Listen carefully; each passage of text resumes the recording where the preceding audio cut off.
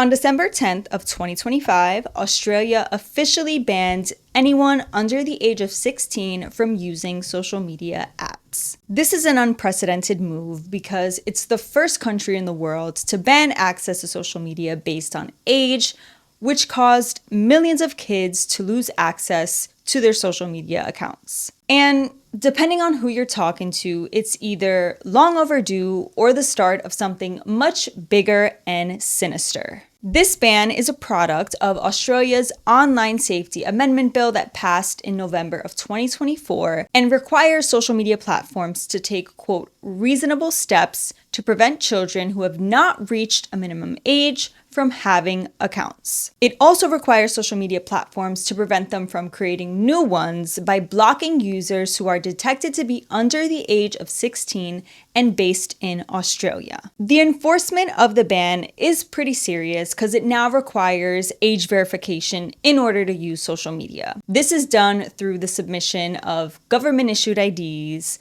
voice and facial recognition, and the analysis of user behavior to detect a user's age. Kids and parents won't be held accountable for working their way around the ban, but social media platforms will face fines of up to 49.5 million Australian dollars for serious and repeated breaches. Now, the reason behind the ban is that it will, quote, reduce the negative impact of social media's design features that encourage young people to spend more time on screens while also serving up content that can harm their health and well-being. According to the findings from a study conducted by the Australian government, 96% of children between the ages of 10 and 15 use social media, and 7 of 10 of those children have been exposed to harmful content that included misogynistic and violent material, as well as content promoting disordered eating and suicide. While Australia is the first country in the world to ban access to social media platforms based on age, it isn't the only country to start tightening regulations on who can access social media. The UK passed an Online Safety Act that requires platforms to prevent children from accessing harmful and age-inappropriate content. And like Australia, it's also being enforced by requiring platforms to perform age verification checks using facial scans, photo IDs, and even credit card checks to verify users' ages. And in the US, states like Utah and Louisiana have either passed or attempted to pass laws requiring either parental consent or age verification for minors who want to access social media as well. Now, even though, in my personal opinion, a move like this does raise some red flags, which we'll get to, in order to be fair in my assessment and presentation of this topic, I want to go over the pros and reasons why legislators believe that bans like this are beneficial. The first is that it aids healthy mental development in children. Since social media algorithms are designed to introduce and expose users to a range of different topics, some of them can be downright misleading or too complex for a young mind to understand, and it can even severely impact a child's self-esteem. A really good example of this is looksmaxing, which is an online movement where people try to maximize their attractiveness by incorporating extreme daily practices that go beyond skincare and ultimately promote fixation on one's looks. And there are children who are participating in this. So by banning or limiting a child's ability to access these platforms, the idea is that it'll either entirely prevent or delay exposure to content and topics that a young, impressionable mind can be influenced by, especially because kids obviously don't have the mental tools to identify and filter out the unhealthy subconscious programming that comes with it. Another is that bans and regulations prevent kids from developing algorithmic-based addictions. Since, social media feeds are designed to maximize a user's time spent on these platforms. I mean, think about all the kids you know who are always scrolling on social media and consider having their phones taken away as a punishment. So by fully banning or limiting that access, it can prevent children from developing compulsive social media consumption habits. And to be fair, even adults are prone to this, but The point is to delay its start so kids can focus on other things like school and hobbies. Oh, and by the way, I actually did an entire video that talks about the recommendation algorithm and how it changed the social media landscape for forever. So if you want to check it out, I'll leave it in the cards and in the description. A ban or restriction for kids on social media is also meant to limit the chances of falling victim to or even perpetrating cyberbullying. I mean, if you've opened up the comment section of any social media platform, but especially, the ones that children use like TikTok and YouTube Shorts,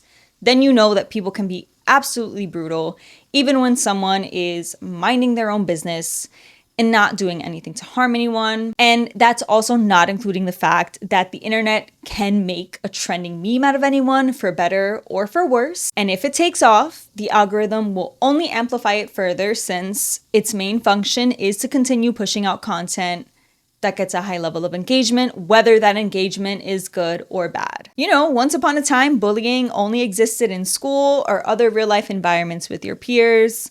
But now it can exist there and also follow kids wherever they go and make them a target for hundreds or thousands or even millions of people online. But a ban or restriction would obviously limit the likelihood of that happening. Now that we've reviewed the pros, let's go over the cons because this is where things get complicated. Because while the intention is good and something I think we can obviously all agree on, the way these bans and regulations are being enforced raises some concerns for everyone else who uses social media. The first is obvious, and it's the privacy risks that come with social media platforms collecting more data on their users than they already do through the age verification process. It's one thing to assess a user's age based on their activity on a platform, but it's another to verify a user's age by requiring that they send in a photo of their ID or bank statement. And the main concern here is with where the data that's being collected goes, how long it's being held for, and how secure it is. I mean, let's not forget, when the T app came out, and in order for women to join, they had to submit a photo of a government issued ID, only for all of that data, so full names and addresses, to get leaked shortly after. Even X had a data leak where over 200 million user records with emails, profile images, and names were exposed. So even massive companies with huge budgets and security teams are still vulnerable to these data leaks, which begs the question, is giving identifying information to companies that can't really guarantee that that information will be secure a worthy trade-off? Another con that is very closely tied to the issue of privacy is state surveillance and all the power and long-term tracking that can come with it. Because think about it.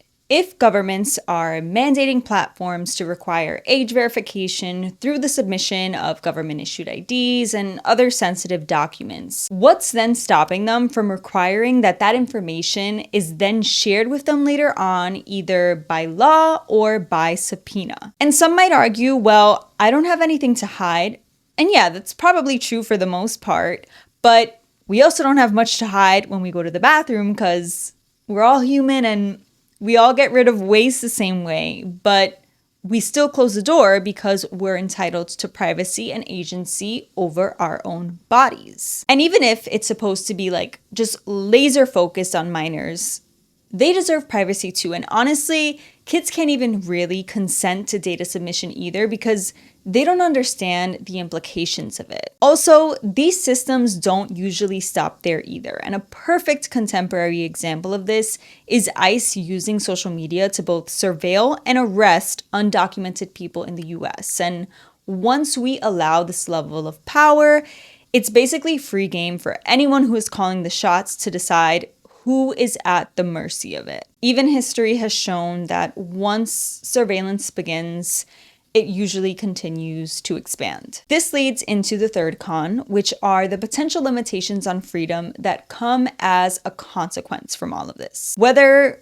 you want to accept it or not, social media has become an almost necessary thing in people's lives, whether it's for personal branding, keeping up with what's going on in the world, and staying connected to family and friends. It is where community, identity formation, creative expansion, entertainment, discourse, and so many other things exist for people to access and participate in. And so, by making it difficult to access or cutting off access entirely, people are at risk of being pushed into a more limited information environment and cut off from the participatory side of digital culture. And it raises questions about overall access because if governments can ban or put restrictions on it based on age today, what's stopping them from doing the same based on other criteria tomorrow? And this is where the conversation stops being about kids and starts being about everyone else. So what do social media bans and age verification mean for the future of social? On one hand,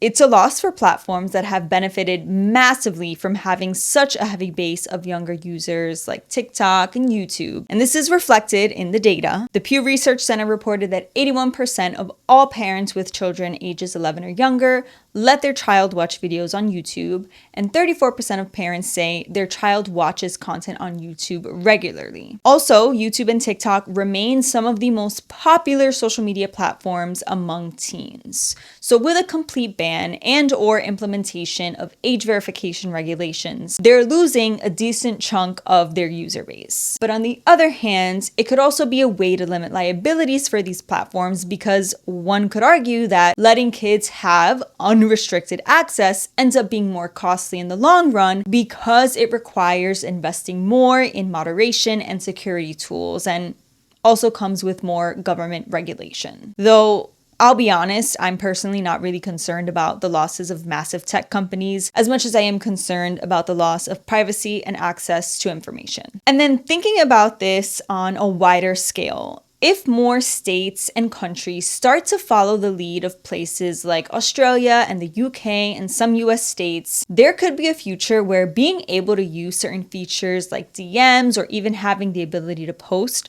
will require age verification first, which goes back to all of the cons we just explored. Ultimately, I think this is a signal that the era of full access to social media might be nearing the end of its life because platforms built on being open to anyone anywhere are now being forced to work with government mandated regulations or shut down entirely because of government mandated bans. And whether that leads to a better social media landscape and user experience is really contingent on what you think is worth the trade-off. But one thing for certain is that when it comes to kids, they're gonna find a way to do exactly what you tell them not to. Well, that's it for this video. My name is Crystal and I'm a social media specialist covering all things social, so news, culture, and 101s. If that's something you're interested in, hit that subscribe button because there's more to come. Till next time.